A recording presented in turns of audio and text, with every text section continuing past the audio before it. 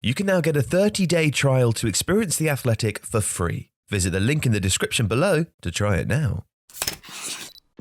Hello, welcome back to Tifo IRL. I am JJ Bull, and in this video, we're going to look at some data with help from my friend and yours. It's Mark Carey, and he's trapped in a scattergram!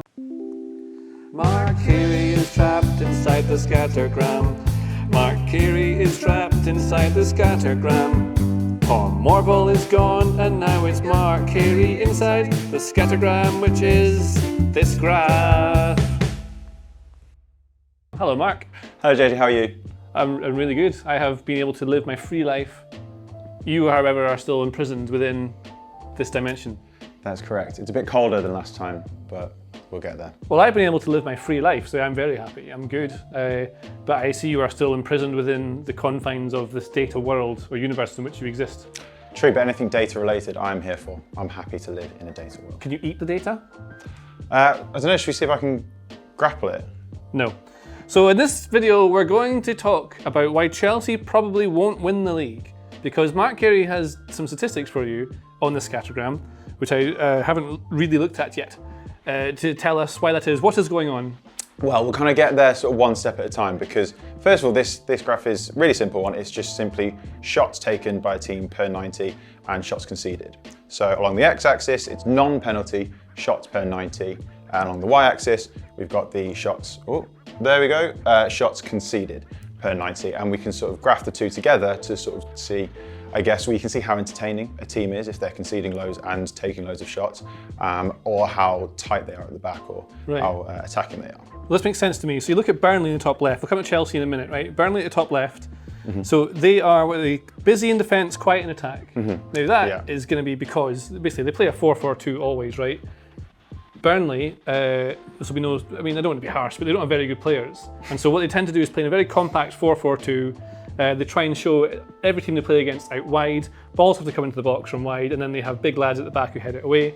They rely on most of their chances being created either in transition, they're not great at that either, or from getting the ball forward to a big man who can knock it down and someone can try and get on the send of the second ball. Also, they mostly depend on set pieces. So that's why they're very quiet in attack but busy in defence, because they sort of absorb teams in to be able to try and get at them. But then, who else we got here? So the Leeds seem to be just busy in everything, is that right? Pretty much, and that kind of passes the eye test, doesn't it? That since they came into the Premier League, they could easily be, they could win a game 4-0 or they could lose a game 5-0. You just know that it's just going to be a bit of a basketball game with Leeds. So it kind of shows there that in the data that they take a lot of shots, but they also concede a lot. So you just never know which one you're going to get with them. Yeah, and exact opposite to Burnley. So while Burnley will sit, Leeds will push. And they always play in a 4-1-4-1. Sometimes they play actually in a 3-1-3, it doesn't really matter. What they do is they press a lot, and when you press, you naturally leave space in behind. So if you're trying to stop these guys from getting out from the back, you're naturally going to leave holes all over the pitch where the opposition team can get through. And that's what's happened to them. Teams are able to play through them this season. They've been missing key players, and that's been a big problem for them. I've not really demonstrated it here very well, but this is the thing. They're pressing, leaving space in behind, and teams are getting through them. But another team who presses a lot are both Liverpool and Man City. They try and win the ball back high up the pitch, and that's what they do often. But they look really good at it. They are. They are essentially a class of their own if you look at them right down here. And Liverpool especially have gone up a level because they had a bit of an underperformance last season. But yeah, they are essentially taking a really high volume of shots per 90 and conceding very few. I think what's interesting about Liverpool as well is that they're taking a high volume of shots, but they're actually taking the best quality of shots as well. Their XG per shot, which we've spoken about before, the average quality of a shot, is also the highest in the league, in the Premier League. So they're taking a high volume and a high quality of shot, which suggests they're tipped for the title. Yeah, that's the best one. That's really good. Chelsea then, right? So Liverpool, Man City, busy attack, quiet defence is exactly what you want. But if you're saying to me that Chelsea are not going to win the league possibly, because, I mean, you're not saying that. What's the reasons? What's going on here? Yeah, so it's maybe not necessarily kind of shown in the graph per se, but there's sort of other numbers to supplement it. And they are kind of in as the top three are. So you can see that these three are kind of in a class of their own compared to the rest of the league, which is also shown by the Premier League table at the moment. Yeah, for sure. But Chelsea's interesting because they are conceding shots, which is sort of okay. But again, going back to their XG per shot, the quality of the shots they're conceding is actually quite high. So while they're not conceding as many as others, the quality of their shots is quite high. It's actually the 4th worst in the Premier League at the time of recording. So it suggests that maybe it's a predictor of maybe what's to come, that they've maybe been a bit lucky, they've had some good goalkeeping from Edouard Mendy, that doesn't look sustainable in the long term to actually mount a credible title challenge in the long term. That makes total sense. And it's a thing that a lot of teams have started doing against them actually. Is so obviously, I mean, when they started being good, it was brand new with Tuchel being there, so obviously managers were trying to work out how they play and how to stop them being able to do that. And so what they've started doing, a lot of teams now, is stopping passes getting in to Jorginho and N'Golo Kanté or whoever plays in this double pivot here. And just by making sure they have a press that covers this sort of areas here. So maybe you bring your inside forwards in a little bit, something like this. Basically, you always have a cover shadow so that the ball cannot go easily from the centre-backs into these guys. And that changes the way Chelsea build up, which affects more of their play. Then players start dropping out of position. But a lot of Chelsea's goals they conceded have come from crosses early from this sort of side here. So a lot of goals have come to these areas. And is it high quality chances they're conceding? Is that what you're saying? Yes, that's right, yeah. So that's obviously bad. That implies that either something's going wrong or they're unlucky, one of the two? Yeah, well, yeah, essentially that. So they're trying to restrict the number of shots, the volume of shots. The ghost of Tom Warville passed just over here. Is that, who is this? Spirit, who are you?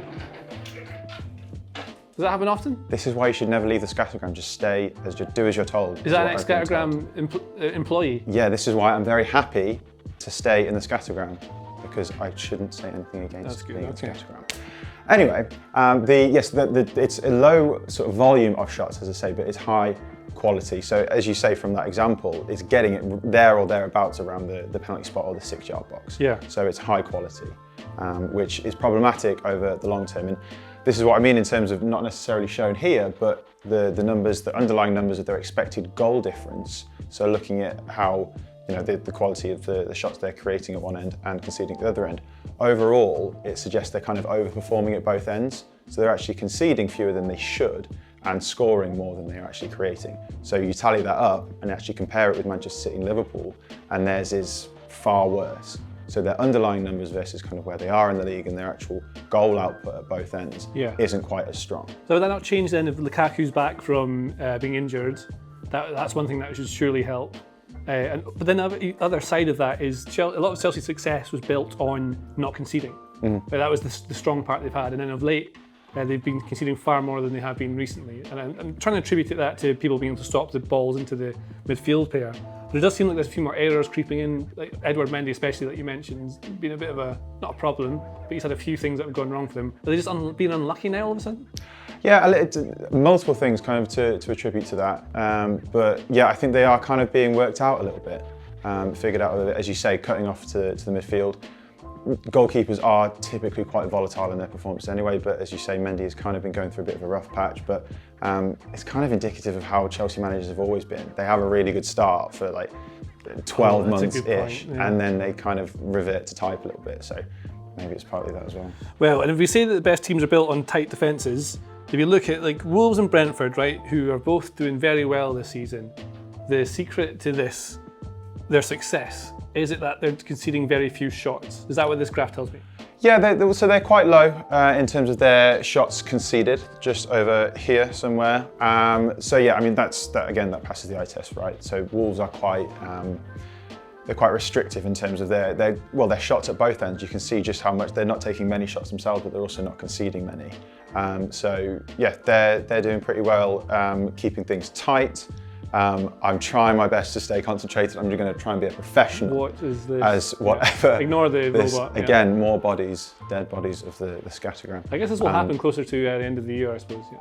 Typically what happens, right. So with the Brentford though, I think that's an interesting one with Brentford in that they are not actually taking that many shots, but the quality of the shots they're taking are actually the second highest in the league. So they've gone for maybe low quantity, but really high quality. So they're just keeping that kind of balance in attack of making sure that they're not just shooting from anywhere, but when they do, it's going to often be of high quality. And that's why Chelsea are maybe not going to win the league, but also they might. That's it. Thanks for watching. If you like this video, please consider subscribing to the channel.